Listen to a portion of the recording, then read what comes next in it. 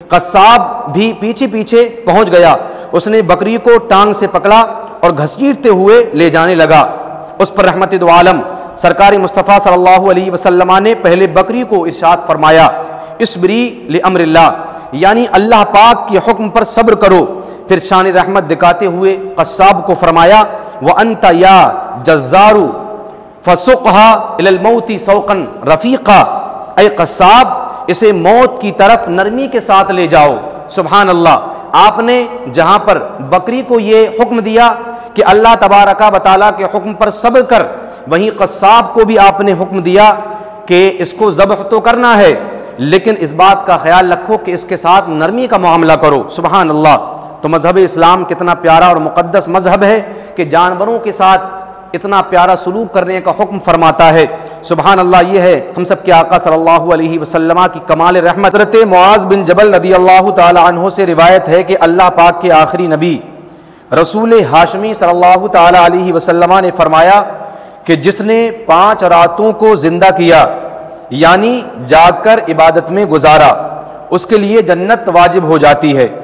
وہ 5 راتیں یہ ہیں میرے عزیزو، نمبر 1 لیلۃ الترویہ یعنی 8 ذی الحجہ کی رات، نمبر 2 لیلۃ العرفہ یعنی 9 ذی الحجہ کی رات، نمبر 3 لیلۃ النحر یعنی 10 ذی الحجہ کی رات، نمبر 4 لیلۃ الفطر یعنی عید الفطر کی چاند رات، نمبر 5 لیلۃ النصف من شعبان یعنی شب برات۔ اے عاشقان رسول، عبادت جب بھی کی جائے اس کی برکتیں ہی برکتیں ہیں، فضیلتیں ہی فضیلتیں ہیں۔ البتہ یہ ایام جو ابھی ہم گزار رہے ہیں اور یہ راتیں جو حدیث پاک میں بیان ہوئیں، یہ بطور خاص عبادت کی راتیں ہیں۔ ہمیں چاہیے کہ اپنی مصروفیات میں کچھ کمی لائیں، وقت نکالیں اور یہ راتیں اللہ تبارک و تعالیٰ کی عبادت میں گزاریں۔ فرض نماز تو پڑھنی ہی پڑھنی ہے چونکہ وہ تو فرض ہے، اس کے ساتھ ساتھ نفل نماز پڑھیں، تلاوت قرآن عظیم کریں، ذکر اللہ کریں، درود پاک کی مجلسیں سجائیں، دینی کتابیں پڑھیں، علم دین سیکھیں۔ غرض کسی نہ کسی طرح ہماری یہ راتیں اللہ تبارک و تعالیٰ کی عبادت و بندگی اور عبادت میں گزرنی چاہیے۔ تو انشاءاللہ الکریم ڈھیروں نیکیاں نصیب ہوں گی، ثواب ملے گا، اور اللہ پاک نے چاہا تو انشاءاللہ الکریم جنت میں داخلہ بھی نصیب ہو ہی جائے گا۔ صلو علی الحبیب صلی اللہ تعالی علی محمد صلی اللہ تعالی علیہ وعلی آلہ وصحبہ وبارک وسلم۔ تکبیر تشریق پڑھنے کا قرآنی حکم، پارہ نمبر 2 سورہ بقرہ آیت نمبر 203 میں اللہ پاک ارشاد فرماتا ہے وَاذْكُرُوا اللَّهَ فِي أَيَّامٍ مَّعْدُودَاتٍ، اور گنتی کے دنوں میں اللہ کا ذکر کرو۔ تفسیر صراط الجنان میں ہے گنتی کے دنوں سے مراد ایام تشریق ہیں، اور ذکر اللہ سے مراد ہے نمازوں کے بعد اور دوران حج رمی جمرات کے وقت تکبیر کہنا۔ تکبیر تشریق کب سے کب تک پڑھی جائے خیال رہے، نام کے اعتبار سے 11 ذی الحجہ سے لے کر 13 ذی الحجہ تک یعنی 3 دن ایام تشریق کہلاتے ہیں، لیکن تکبیر تشریق پڑھنے کا جو حکم ہے وہ 9 ذی الحجہ کی فجر سے 13 ذی الحجہ کی عصر تک ہے۔ بہار شریعت میں ہے 9 ذی الحجہ کی فجر سے 13 ذی الحجہ کی عصر تک ہر فرض نماز جو جماعت کے ساتھ ادا کی گئی اس کے بعد ایک بار بلند آواز سے تکبیر کہنا واجب ہے، اور 3 مرتبہ تکبیر کہنا افضل ہے، اسے تکبیر تشریق کہتے ہیں۔ تکبیر تشریق کے کلمات یہ ہیں اللہ اکبر لا الہ الا اللہ واللہ اکبر وللہ الحمد۔ تکبیر تشریق سلام کے فوراً بعد پڑھنا واجب ہے، اور جو مسبوق ہو یعنی جو جماعت میں دیر سے شامل ہوا اور اس کی چند رکعتیں رہ گئیں، اس کے لیے حکم یہ ہے کہ وہ اپنی بقیہ رکعتیں مکمل کر لے اور سلام پھیرے، اس کے بعد میں اس کے اوپر بھی 1 مرتبہ بلند آواز سے تکبیر تشریق کہنا واجب ہے۔ تکبیر تشریق کیا ہے؟ مفسر قرآن حکیم الامت مفتی احمد یار خان نعیمی رحمۃ اللہ تعالی علیہ فرماتے ہیں تکبیر تشریق یہ حضرت ابراہیم، حضرت اسماعیل اور حضرت جبریل علی نبینا وعلیہم الصلاۃ والسلام کے کلاموں کا مجموعہ ہے۔ جس وقت حضرت ابراہیم خلیل اللہ علی نبینا وعلیہ الصلاۃ والتسلیم نے حضرت اسماعیل ذبیح اللہ علیہ السلام کی قربانی کے لیے آپ کے گلے پر چھری رکھی تو حضرت جبرائیل امین علیہ السلام نے مینڈا لاتے ہوئے بلندی ہی سے یوں پڑھا اللہ اکبر اللہ اکبر۔ یہ آواز سن کر حضرت ابراہیم خلیل اللہ نے نگاہ مبارک اٹھائی، دیکھا کہ حضرت جبرائیل امین علیہ السلام جنتی مینڈا لیے حاضر ہو رہے ہیں۔ اس پر حضرت ابراہیم علیہ السلام نے پڑھا لا الہ الا اللہ واللہ اکبر۔ پھر اللہ پاک کے حکم سے حضرت اسماعیل ذبیح اللہ علیہ السلام کے ہاتھ پاؤں کھولے گئے اور انہیں قربانی قبول ہو جانے کی خوشخبری دی گئی۔ تو حضرت اسماعیل علیہ السلام نے کہا اللہ اکبر وللہ الحمد۔ یہ تمام کی تمام جو 3 حضرات کی گفتگو ہے اسی کے مجموعے کو تکبیر تشریق کہا جاتا ہے۔ پیارے اسلامی بھائیوں، ہم بھی کوشش کریں کہ ان عظیم ہستیوں کی یاد میں ایام تشریق میں ہر نماز کے بعد آنکھیں بند کر کے حضرت ابراہیم خلیل اللہ، حضرت اسماعیل ذبیح اللہ کی قربانی کا تصور باندھ کر تکبیر تشریق پڑھیں۔ انشاءاللہ الکریم تکبیر تشریق پڑھنے کا لطف دوبالا ہو جائے گا اور اللہ پاک ہمیں توفیق بھی نصیب عطا فرمائے گا۔ ایام تشریق ذکر اللہ کے ایام ہیں۔ اے عاشقان رسول، 10 ذی الحج یعنی عید الاضحیٰ کے پہلے دن سے لے کر 13 ذی الحج تک یعنی ان 4 دنوں کا روزہ رکھنا شرعاً منع ہے۔ اللہ پاک کے آخری نبی رسول ہاشمی صلی اللہ تعالیٰ علیہ وآلہ وصحبہ وبارک وسلم نے ارشاد فرمایا الا وان هذه الايام ایام اکلیوں و شربیوں و ذکر اللہ، سن لو بے شک یہ کھانے پینے اور اللہ تبارک و تعالیٰ کے ذکر کرنے کے ایام اور دن ہیں۔ حکیم الامت مفتی احمد یار خان نعیمی رحمۃ اللہ تعالیٰ علیہ اس حدیث پاک کی وضاحت میں فرماتے ہیں مطلب یہ ہے کہ یہ دن بندوں کی مہمانی کے دن ہیں جن میں اللہ پاک میزبان اور بندہ مہمان ہوتا ہے، اس لیے ان دنوں میں روزہ رکھنا گویا اللہ پاک کی دعوت سے انکار کرنا ہے، لہٰذا ان دنوں میں کھاؤ پیو اور خوب اللہ تبارک و تعالیٰ کا ذکر کرو۔ ذکر اللہ کا کوئی اختتامی وقت نہیں۔ علماء اکرام فرماتے ہیں کہ حج اور قربانی مکمل ہونے کے بعد کے جو دن ہیں ان دنوں میں اللہ پاک نے خصوصیت کے ساتھ ذکر اللہ کا حکم دیا۔ اس سے یہ مدنی پھول سیکھنے کو ملتا ہے کہ ہر عبادت کا ایک محدود وقت، ایک ٹائم پیریڈ ہوا کرتا ہے۔ مثلا نماز تکبیر تحریمہ سے شروع ہوتی ہے، سلام پر ختم ہو جاتی ہے۔ روزہ سحری سے شروع ہوتا ہے اور افطاری پر جا کر ختم ہو جاتا ہے۔ اسی طرح حج کے بھی مخصوص ایام ہیں۔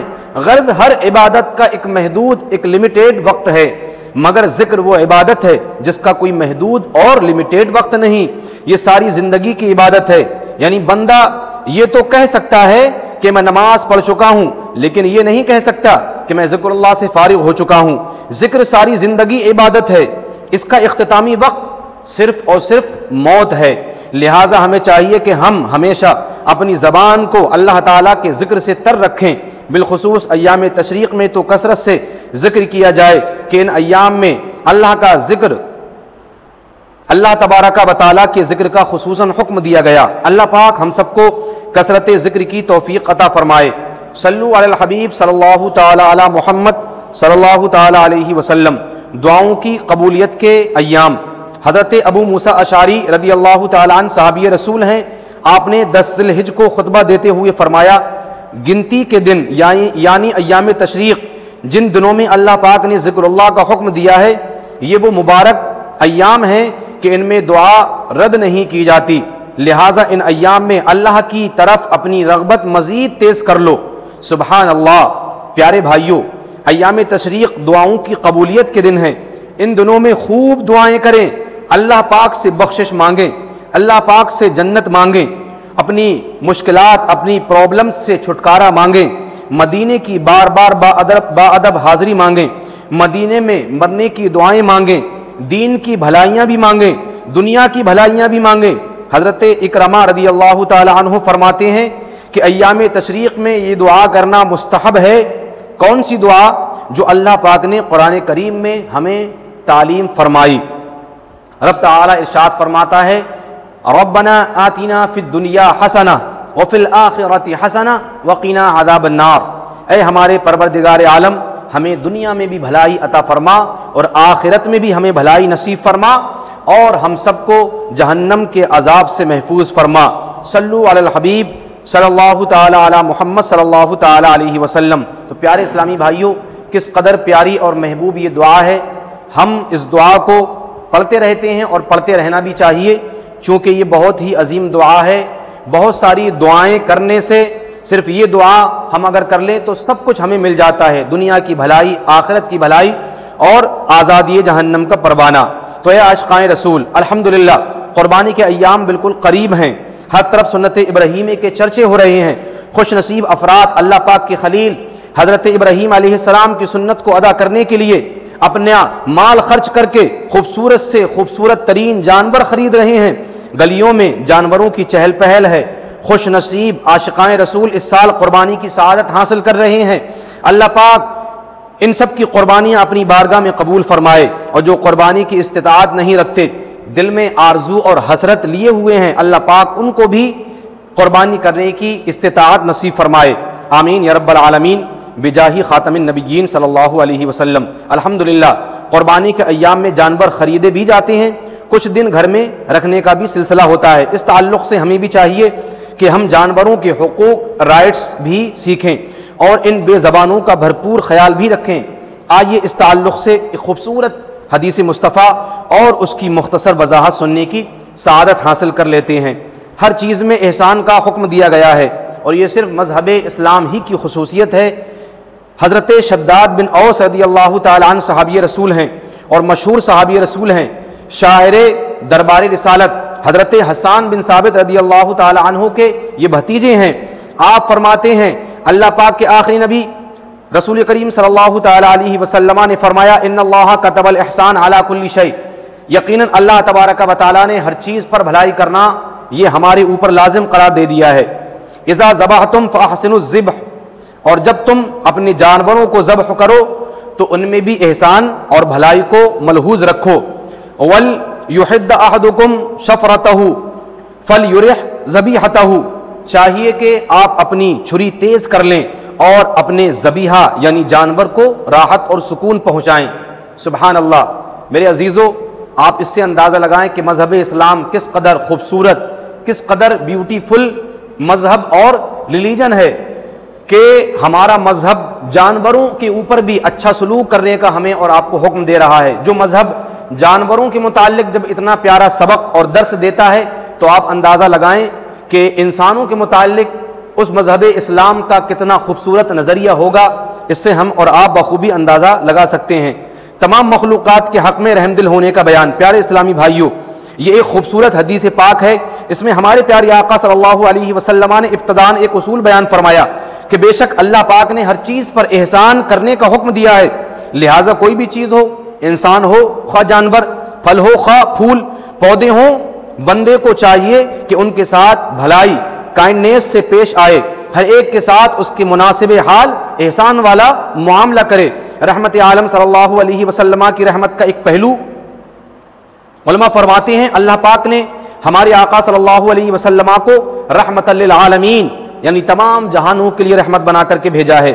یہ بھی آپ صلی اللہ علیہ وسلم کی بے پناہ رحمت ہی کا ایک پہلو ہے کہ آپ نے ہر معاملے میں احسان اور بھلائی کا حکم ارشاد فرمایا، یہاں تک کہ شرعی حکم بیان کرتے ہوئے جانوروں کو ذبح کرنے کا حکم تو دیا، قربانی کی ترغیب تو دلائی، اس کے ساتھ ساتھ جانور پر بھلائی کرنے کا حکم بھی جاری و ساری فرما دیا۔ سبحان اللہ۔